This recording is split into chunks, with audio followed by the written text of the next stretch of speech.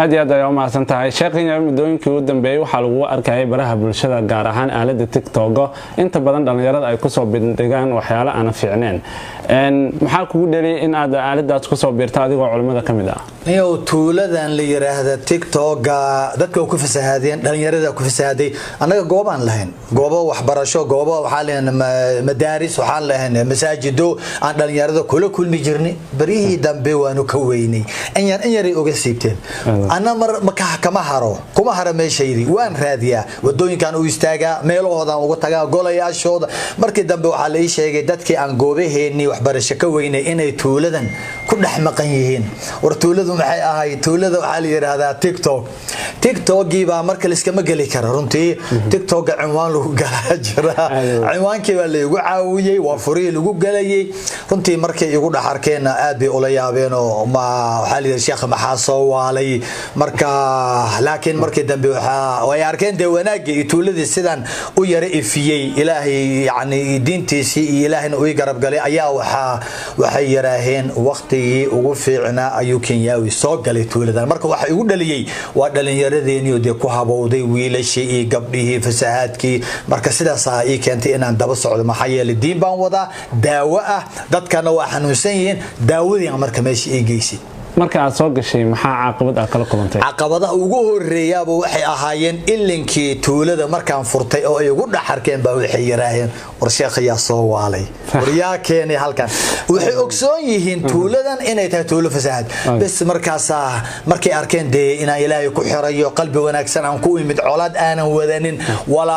walaalkood oo daawadoodii wada inaan ahay bay markii dambe waxay yiraaheen runtii way qaabileen way soo dhawaadeen way ma aragtay ii sheegareeyeen وإلى الدرسين وحاولوا يجوا سيدران ساكا ما يشالي بأهيدا في الشالي بأهيد هل كان جارسلوج أيان مري قبر بالله قبل وضع السعودية متى قبته حيت كينيا وميا ويسكفر حدي مركز الشيخ دقيقة مكوله هذا الكلام حوانيري مركز حيت الشيخ وحان أها قبلها إني مغلسن ولا جيا وقبر الله أستره وندعيا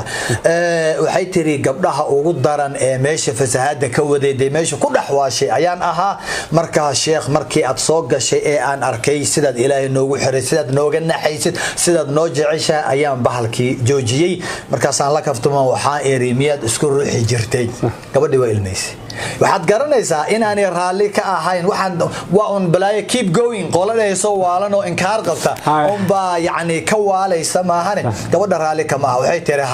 ma ka saartay baadi waxay tiri intii aan qaawana iyo intii aan shruuxay waan ka saaray marka ii soo duceey gabadhaasna insha Allah si gooniba ugu duceyn doona haduu ilaahay marka caqabadaha taas ayay ahayd inay markii hore ii baqayeen aniga laakiin markii dambe ay yiraaheen sheekh waqtigii loo baahnaa ayaad meesha soo gashay waxaan filayaa gabadhaas aydan inay ku daawanayso message-ga ugu gudbisana ay ku cinda fali doonto waxaanu aragnaa mudooyinka uu ku furnaa aalada TikTok in aad soo dhaweyn fiican dhinaca like dhinaca share-ka aad ka heshay iyo dhinaca kale oo followers-ka aydan waxa ka leedahay waxa farxad geliyay ayaga waa 2 usbuuc 20 inaan gaarin ba umaleeyaa 1 مليون وحقيقة دمنا أملينا دور بقولكم كليا يعني يعني ماك أد يدونا أحسن واحد يلا بقول يمقه يعني كنتم كون لا بقول طلباتهم كون وقف يعني إنه يكفلوا جريس محايا لي ترى ذا سبحان الشيء يا دبا وحوم ملينا يعني إن لايك شارك إن جعله ما لكن مش سبحان كهلا يا أنت يفلوا جريس أردن إن خير كأن وذي داود أن وذي إن أجاري مرك أنا وحن كنت dadka ugu badan inaan daawada gaarsiiyo marka runtii niyada ii dhistay daafic riixaya ayay noqotay waxaana wali ka sii rabaa reer TikTok in ay sii sheegareeyaan clip walba oo ay arkaan maxaa yeelay mar walba daqiiqad walba hal daawaan wada saddex baan duuba saddex daawo kala duwan aan wada ilaahayna waxaan ka baryayaa sidaan hadba ugu duraya daawada u dhigaya in TikTok oo dhan sida Snapchat-ka uu noqdo macmuuma hayra Instagram-ko kale in fasaadka ilaahay ka baabiyo باذن الله تعالى هذا ما سنت الشيخ ياوي dhalinyarada TikTok isticmaasha dabcan inta badan waxay arkaan iyagoo heese iyo waxyaabo aan fiicneen soo bandhiga maxaa u soo jeedin lahayd والله تيك توك يدا عالم كرنتي ومدودي ku wacyigeliyaan wax soo saarka sida beeraha loo abuuro geedaha loo qoro guryaha loo dhiso yani production ayay ku sameeyaan umadoodii ku wacyigeliyaan maadaama uu yahay daqiiqad adduunka oo dhan gaaraysa laakiin annaga waa jirkeena ku beecinaa annaga isku beecina annaga isku qurxina annaga yani isku soo laabana cid aan wax u gudbin male waxyaabaha soo dhan waa fasaad waxaan dhihi lahaa dhalinyarada runtii ilaahay nicmadii weeyaan bahalkan TikTok ee waxaan rabaa in nicmada ilaahay aan ku shukrino ku shukrinteedana waa inaan wax khayr leh ku soo gudbin ilaahay aanan uga careysiinin maxaa yeelay waxa ugu daran ciqaab nicmo ilaahay ku siiyay oo la rabay inaad ku shukrisid inaad ku kufridid ayaa ugu daran marka waxaan leeyahay heesaha waxay soo kordhinayaan male israaxa wuxuu soo kordhinaya male marka waqti badan aan nooga lumo oo la iska xisaabinayo xoog baanu ku luminaa xoolaanu gelinaa runtii waxa soo dhan waa la iska xisaabinaya dhalinyaro dabeel cudur oo socota jirtay ilaahay waxaan ka baryayaa dabeel caafimaad haydin mariye fiiqa oo fariista oo waqtigeena ka faa'iideysta heesaan iska daaya aad iyo aad ayaa u mahadsantahay sheekh Kenyaawi waxaa baraha bulshada aad u haysta barnaamijkaadii ahaa shaqaysaha shahaadin maxaa kugu dhaliyay barnaamijka allah barnaamijkaas waa barnaamij aan runtii waxaan arkay masaajidadii dadkii noogu iman mayaan in inta la iska fariista la yiraahdo dhalinyaradii markaad dhahdid war shaqaysta qalin hadaad wax ku weydeen ilaa xoog baa ladin soo geliyo xoola ladin geliyo waqti baa ladin geliyay markii jaamacadii aad ka baxdeenna ma helaysaan shaqo oo ummadda oo dhan yani xafiis inay wada fariistaan rabaan adiga xafiis baad rabtaa cali xafiis buu rabaa away wiil marka xafiis lama wada helaayo markaas waxaan is iri dhalinyaradan sideed maadaama aad daaci tahay u tawjiihisa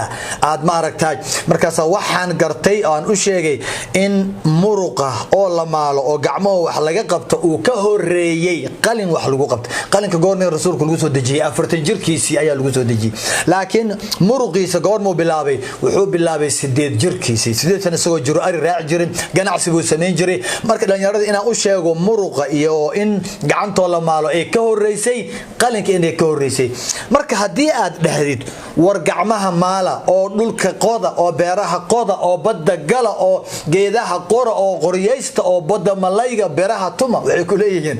wadaadada si fudud oo qabow ay ku nool yihiin marka anagay waxaan iyaga qabanaynin ay anaga noo sheegayaan marka waxaan gartay dhalinyaradii si cadaalad loo sameeyo in aan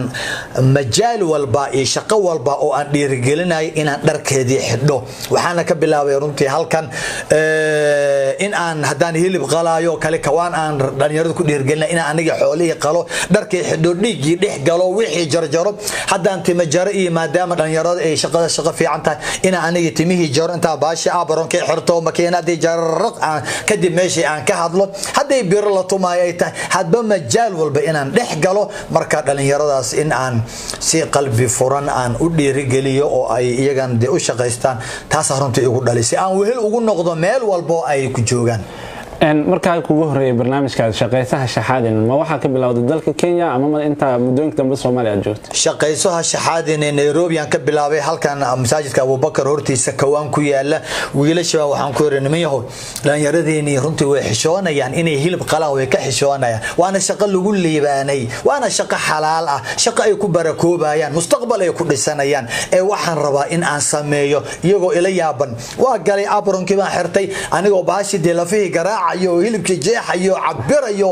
dadkii waxay u maleeyaan ina kawaanka inuu ii furan yahay waa la isu diray telefoon laamigiyo dhan baa la buuxiyay ninkii meesha laha oo kor saaran wuxuu isir meesha maxaa ka dhacay uu ii soo degay misano hilbii jarjaraya uu qoslay uu iga laabtay marka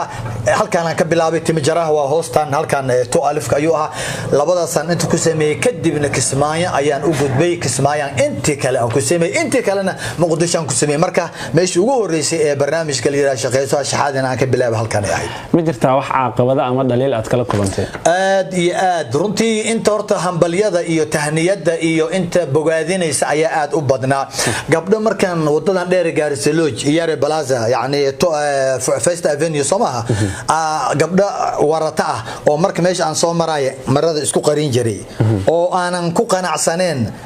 dharkan ay warteen iyo meesha ay fadhiyaan iska wasaqaysan ayaa markay barnaamijkeygii arkeen aan anoo dee badii ku jiro malaayigi jeexaya anoo birihii tumaya anoo beertii falaya runtii dhiirigelinaya wallaahi toos jidka intay istaagaan islaamaan oo ileen sheekh tan ilmaan ku beelana waana ka xishoon jirnay kuma qanacsaneen maanta laakiin anagoo faraxsan oo madaxeena kor yahay ayaan hawsheeni qabsanay ilaahay ku markuu ii duceeyaan marka caqabado way iska jiraan yar yar aad iyo aad ay u mahadsantahay Sheekh Kenyaawi waxaa jira dad gaar ah ay Soomaalidu ka mid tahay ay takooraan dadka sida qaaska ah biraha u tumo ama ay Soomaalidu ka mid tahay aad iyo aad ma jirtaa dadkaas fariin gaar ah u gudbin lahayd dadka takooro والله هرت Soomaalida mar walba negative waajira waana takoorna bal sanooyin baa la soo takooray waana kala hadlay barnaamijyo far badan qabyaalada waa qurun kismaayo markaan tagay meelihii ugu horeeyay ee hawsha aan ka bilaabay shaqeyso hashaxadina waa meeshii biraha lagu tumay tumaalna ma dhihi waa warshado waay waa wax adduunka ku hormaray warshadaha biraha la tumayo seefaha warmaha baabuurta la sameeynayo digsiyada iyo qalabkii lagu noolaa waay markii meesha aan tagay ayaan tagay runtii iyaga xataa waxay u qaadan waayaan in Kenyaawi oo maanta warshadoodii yareed ugu yimid way soo wada istaageen waxay yiraahdeen Kenyaawi mi aha bis waa walaalkii waxaan yar waa Kenyaawi waxa dhacay waxay dhaheen way fiiriyeen Sheekh Biima naga cabaysa waa kelmadda aan ku celceliyay mar walba Sheekh Biima naga cabaysa yaani heer waxa la gaaray takoorida walaaliheen aan takooreyno aan biyo la kala cabin Sheekh Biima naga cabaysa marka sayr walaalkii tahay hadaad gurigeyga timaadid oo aan biyo ku siiso igama aadan cabteen ha de waa ka عبايا بس مركبة ما هو حاسكي سميا ولا سميا ما نوي مبيري لبا كوب وعبيتان وبرموتا عن أيان الله كيني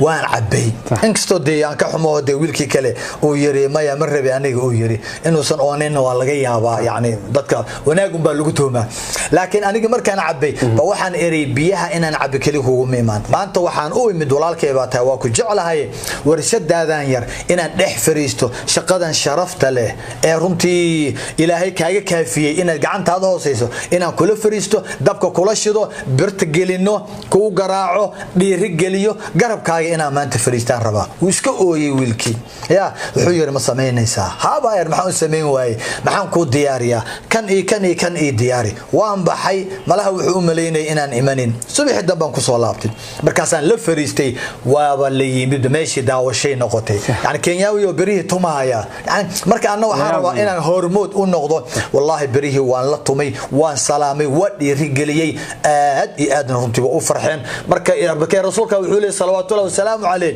شقل لقبتا إلهي وجعليه سرور تدخله على قلب مسلم فرحت أد جلست قلبي ولا الكا مركا ولا لين إن قلبي نورينو تذا كله حتى جاني سيسي أنت وحنا نبال وقد درايا دولة والبا دولة قبلات والبا إذا قال يهم والبا جنع